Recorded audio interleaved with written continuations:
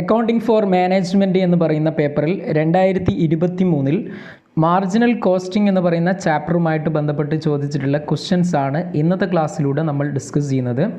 Accounting four മാനേജ്മെൻറ്റുമായിട്ട് ബന്ധപ്പെട്ട കുറേ ക്ലാസ്സുകൾ നേരത്തെ നമ്മൾ ഡിസ്കസ് ചെയ്തിട്ടുണ്ട്. അതിൻ്റെയൊക്കെ ലിങ്ക് ഞാൻ ഡിസ്ക്രിപ്ഷൻ ബോക്സിൽ കൊടുക്കുന്നുണ്ട്. ആ ക്ലാസ്സുകളൊക്കെ വാച്ച് ചെയ്യുക. അപ്പോൾ നമുക്ക് നേരിട്ട് ക്ലാസ്സിലേക്ക് പോകാം. 2023 22ാമത് ചോദിച്ചിട്ടുള്ള ക്വസ്റ്റ്യൻ ഇതാണ്. A Limited has two machines X and Y producing similar products. The details of cost structure and sales are given below. അതിൽ മെഷീൻ എക്സ് മെഷീൻ വൈ ആണ് തന്നിട്ടുള്ളത്. ടോട്ടൽ കപ്പാസിറ്റി യൂണിറ്റ്സ് 1 lakh, അതേപോലെ 1,50,000. Fixed cost 1,50,000, 4 lakh. Variable cost per unit 35, 30. Then selling price per unit 60 and 60. Okay, ഇത്രയുമാണ് ക്വസ്റ്റ്യനിൽ തന്നിട്ടുള്ളത്.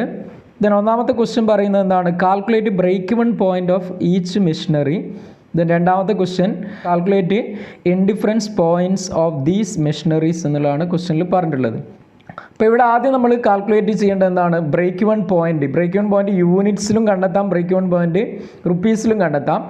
നമ്മുടെ ക്വസ്റ്റ്യനിൽ തന്നത് എന്താണ്? പെർ യൂണിറ്റ് ഐറ്റംസ് ആയതുകൊണ്ട് തന്നെ നമുക്ക് ബ്രേക്ക് ഇവൺ പോയിൻറ്റ് യൂണിറ്റ്സിൽ കണ്ടെത്താം. അതായത് fixed cost divide by contribution per unit എന്നുള്ളതാണ് ബ്രേക്ക് ഇവൺ പോയിൻറ്റ് യൂണിറ്റ്സിൽ കണ്ടെത്താനുള്ള ഇക്വേഷൻ. ഫിക്സ്ഡ് കോസ്റ്റ് ഓൾറെഡി ക്വസ്റ്റ്യനിൽ തന്നിട്ടുണ്ട്. കോൺട്രിബ്യൂഷൻ പെർ യൂണിറ്റ് കണ്ടെത്താനുള്ള ഇക്വേഷൻ എന്താണ്? Selling price per unit minus variable cost per unit എന്നുള്ളതാണ്. മെഷീൻ എക്സിൻ്റെ കേസിൽ ആദ്യം നമ്മൾ മെഷീൻ എക്സിൻ്റെ കേസിൽ BP യൂണിറ്റ്സ് കാണുന്നു. 60 ആണ് സെല്ലിംഗ് പ്രൈസ്, 35 ആണ് വേരിയബിൾ കോസ്റ്റ് മെഷീൻ എക്സിൻ്റെ കേസിൽ. അപ്പോൾ നമുക്ക് 25 എന്ന് കോൺട്രിബ്യൂഷൻ പെർ യൂണിറ്റ് കിട്ടും. അപ്പോൾ ബ്രേക്ക് ഇവൺ പോയിൻ്റ് എങ്ങനെ വരും? ബ്രേക്ക് ഇവൺ പോയിൻ്റ് 1,50,000 ആണ് fixed cost, divide by contribution per unit നമ്മളിപ്പോൾ കണ്ടെത്തി എത്രയാണ്? 25 ആണ്. അപ്പോൾ നമുക്ക് 6,000 യൂണിറ്റ്സ് എന്ന് ബ്രേക്ക് ഇവൺ പോയിൻ്റ് യൂണിറ്റ്സ് കിട്ടും. ഇനി നെക്സ്റ്റ് മെഷീൻ വൈയുടെ കേസിലുള്ള ബ്രേക്ക് ഇവൺ പോയിന്റ് കാണുന്നു. Contribution per unit equal to selling price minus variable cost ആണ്. 60 ആണ് സെല്ലിംഗ് പ്രൈസ്, 30 ആണ് വേരിയബിൾ കോസ്റ്റ്. അപ്പോൾ നമുക്ക് 30 എന്ന് കോൺട്രിബ്യൂഷൻ പെർ യൂണിറ്റ് കിട്ടും. ഇനി break even point units 4 lakh divide by 30 ആണ്. 4 lakh ആണ് എന്ത് വരുന്നത്? ഫിക്സ്ഡ് കോസ്റ്റ് വരുന്നത്. 4 lakh ഡിവൈഡ് ബൈ 30, അതായത് 13,333 യൂണിറ്റ്സ് എന്ന് നമുക്ക് ഇവിടെ ബ്രേക്ക് ഇവൺ പോയിന്റ് കിട്ടും. ഓക്കെ, യൂണിറ്റ്സിൽ കിട്ടും. ഇനി നെക്സ്റ്റ് നമുക്ക് കാണേണ്ടത് എന്തായിരുന്നു? ഇൻഡിഫറൻറ്റ് പോയിൻ്റ് ആയിരുന്നു കണ്ടെത്തേണ്ടത്.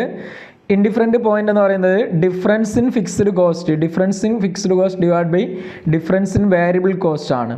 Okay, difference in fixed cost divide by difference in variable cost കണ്ടെത്തി കഴിഞ്ഞാൽ നമുക്ക് ഇൻഡിഫറൻസ് പോയിൻറ്റ്സ് കിട്ടും. അതായത് difference in fixed cost 4 lakh, അതേപോലെ 1,50,000 ആയിരുന്നു രണ്ട് മെഷീൻ എക്സിൻ്റെയും വൈയുടെയും തന്നത്. അപ്പോൾ അതിൻ്റെ ഡിഫറൻസ് ആണ് കാണുന്നത്. അതേപോലെ 35ഉം 30 ആയിരുന്നു വേരിയബിൾ കോസ്റ്റ്, അതിൻ്റെ ഡിഫറൻസ് കൊടുക്കുന്നു. അതായത് 2,50,000 ഡിവൈഡ് ബൈ 5 എന്ന് പറഞ്ഞു കഴിഞ്ഞാൽ ആൻസർ നമുക്ക് എന്ത് കിട്ടും? 50,000 യൂണിറ്റ്സ് എന്ന് ഇൻഡിഫറൻസ് പോയിൻറ്റ്സ് കിട്ടും. ഓക്കെ, അപ്പോൾ ഇത്തരത്തിലാണ് ഇതിനെ വർക്കൗട്ട് ചെയ്യേണ്ടത്. 2023 25ാമത് ചോദിച്ചിട്ടുള്ള ക്വസ്റ്റ്യൻ ആണ്. തന്നിട്ടുള്ള ക്വസ്റ്റ്യൻ ഇതാണ്.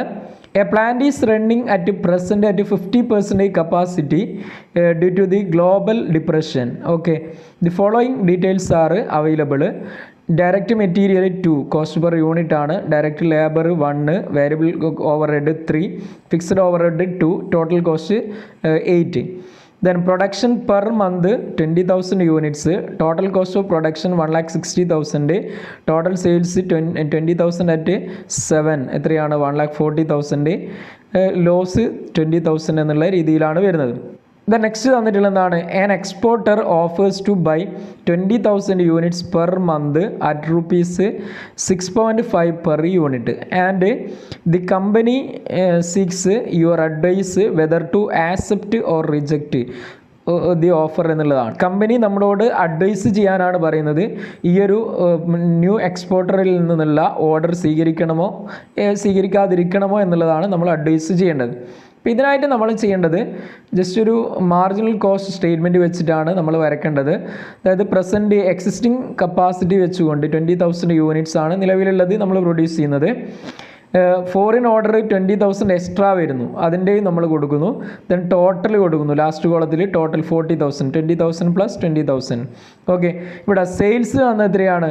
സെയിൽസ് ഒന്നാമത്തെ കേസിൽ നിലവിലുള്ള എക്സിസ്റ്റിംഗ് കേസിൽ എത്രയാണ്? 7 ആണ്. 20,000 ഇൻറ്റു 7 1,40,000 ആണ് കിട്ടുന്നത്. ഇനി 6.5 ആണ് ഫോറിൻ ഓഫർ വരുന്നത്. 6.5 ഇൻറ്റു 20,000 കണ്ടു കഴിഞ്ഞാൽ നമുക്ക് 1,30,000 എന്ന് കിട്ടും. ടോട്ടൽ ചെയ്ത് കഴിഞ്ഞാൽ 2,70,000 എന്ന് വരും. ഇനി ഇതിൽ നിന്ന് വേരിയബിൾ കോസ്റ്റ് അല്ലെങ്കിൽ മാർജിനൽ കോസ്റ്റിന് നമ്മൾ മൈനസ് ചെയ്യണം. ഡയറക്റ്റ് മെറ്റീരിയൽ നമ്മുടെ ക്വസ്റ്റ്യനിൽ തന്നത് 2 ആണ്. അപ്പോൾ 2 ഇൻറ്റു 20,000 40,000 കിട്ടും. ദെൻ അതേപോലെ ഫോറിൻ ഓർഡറിനാണെങ്കിലും 40,000 തന്നെ വരും. ദെൻ ഡയറക്റ്റ് ലേബർ 1 ആണ് തന്നത്. 20,000 ഇൻറ്റു 1 20,000, ഇവിടെയും 20,000 വരും. ടോട്ടൽ ചെയ്ത് കഴിഞ്ഞാൽ 40,000 40,000 80,000, ഇവിടെ 20യും 20യും കൂട്ടിക്കഴിഞ്ഞാൽ 40,000. ദെൻ വേരിയബിൾ ഓവർഹെഡ് തന്നെതിരെയാണ് 3 ആണ്. അപ്പോൾ 3 ഇൻറ്റു 20,000 60,000, ഇവിടെയും 60,000 വരും. ടോട്ടൽ 1,20,000 എന്ന് വരും. അപ്പോൾ ഇവിടെ നമുക്ക് ടോട്ടൽ വേരിയബിൾ കോസ്റ്റ് കിട്ടും 1,20,000 1,20,000. ടോട്ടലി എത്ര വരും? 2,40,000 എന്ന് ടോട്ടൽ വരും. ഓക്കെ, അപ്പോൾ ഇവിടെ നമുക്ക് കിട്ടിയിരിക്കുന്ന വാല്യൂ ടോട്ടൽ വേരിയബിൾ കോസ്റ്റ് ആണ്. സെയിൽസിൽ നിന്നും ടോട്ടൽ വേരിയബിൾ കോസ്റ്റ് കുറച്ച് കഴിഞ്ഞാൽ നമുക്ക് കോൺട്രിബ്യൂഷൻ്റെ വാല്യൂ കിട്ടും. ഇവിടെ 20,000 കിട്ടും. അതായത് 1,40,000 നിന്നും 1,20,000 കുറക്കുന്നു, അപ്പോൾ 20,000. ഇവിടെ 1,30,000 നിന്നും 1,20,000 കുറക്കുന്നു, അപ്പോൾ നമുക്ക് 10,000 കിട്ടും. ഇവിടെ 2,70,000 നിന്നും 2,40,000 കുറക്കുന്നു, അപ്പോൾ നമുക്ക് 30,000 എന്ന് കിട്ടും. ഓക്കെ, ഇനി നെക്സ്റ്റ് നമ്മൾ എന്താണ് ചെയ്യേണ്ടത്? ഫിക്സ്ഡ് കോസ്റ്റ് മൈനസ് ചെയ്യണം. നിലവിലുള്ള കണ്ടീഷനിൽ 20,000 ആണ് കോൺട്രിബ്യൂഷൻ. അതിൽ നിന്ന് ഫിക്സ്ഡ് കോസ്റ്റ് 40,000 കുറച്ച് കഴിഞ്ഞാൽ നമുക്ക് എത്രയാണ്? 20,000 ലോസ് വരും. ഇനി ന്യൂ ഓഫർ കിട്ടിക്കഴിഞ്ഞാൽ ടോട്ടലി നമുക്ക് 40,000 യൂണിറ്റ്സ് ആണ് മൊത്തം വരുന്നത്. നിലവിലുള്ള 20,000 എക്സ്ട്രാ വരുന്ന അഡീഷണൽ ഓഫർ വരുന്ന 20,000 കൂട്ടിക്കഴിഞ്ഞാൽ 40,000 ആണ്. അപ്പോൾ ഇവിടെ നമ്മൾ 30,000 ആയിരുന്നു കോൺട്രിബ്യൂഷൻ കണ്ടത്. അതിൽ നിന്ന് 40,000 കുറച്ച് കഴിഞ്ഞാൽ നമുക്ക് 10,000 ലോസ് മാത്രമേ ഉണ്ടാവും. എന്ന് പറഞ്ഞാൽ ഇവിടെ ഉണ്ടായിരുന്ന ഈ 20,000 ലോസ് 10,000 ലോസിലേക്ക് നമുക്ക് എത്തിക്കാൻ പറ്റും. അപ്പോൾ പുതിയ ഓഫർ ആക്സെപ്റ്റ് ചെയ്യണമോ ചെയ്യാതിരിക്കണമോ എന്നുള്ളതിൻ്റെ ആൻസർ എങ്ങനെയാണ് കൊടുക്കുന്നത്? ഇവിടെ നമ്മുടെ ലോസ് കുറഞ്ഞിട്ടുണ്ട്, വീണ്ടും 20,000 എന്നുള്ളത് 10,000 മാറിയിട്ടുണ്ട്. അതുകൊണ്ട് നമുക്ക് എന്ത് ചെയ്യാൻ പറ്റും? ഈ ഒരു അഡീഷണൽ ഓർഡർ സ്വീകരിക്കാൻ പറ്റും എന്നുള്ളതാണ് നിങ്ങൾ കൺക്ലൂഷൻ അല്ലെങ്കിൽ ഡിസിഷൻ ആയിട്ട് കൊടുക്കേണ്ടത്. അതായത് the firm must accept the offer എന്നുള്ളതാണ് ആൻസർ വരുന്നത്. നിർബന്ധമായിട്ടും എന്ത് ചെയ്യണം? ഈ ഒരു ഓഫർ ആക്സെപ്റ്റ് ചെയ്യണം. കാരണം നമ്മുടെ ലോസ് കുറച്ച് കൊണ്ടുവരാൻ പറ്റും എന്നുള്ളതാണ്. ഓക്കെ, അപ്പോൾ ഇത്തരത്തിലാണ് ഇതിനെ വർക്കൗട്ട് ചെയ്യേണ്ടത്. ജസ്റ്റ് നിങ്ങൾ വർക്കൗട്ട് ചെയ്ത് നോക്കുക. പുതിയൊരു ക്ലാസ്സുമായി നമുക്ക് വീണ്ടും കാണാം. താങ്ക്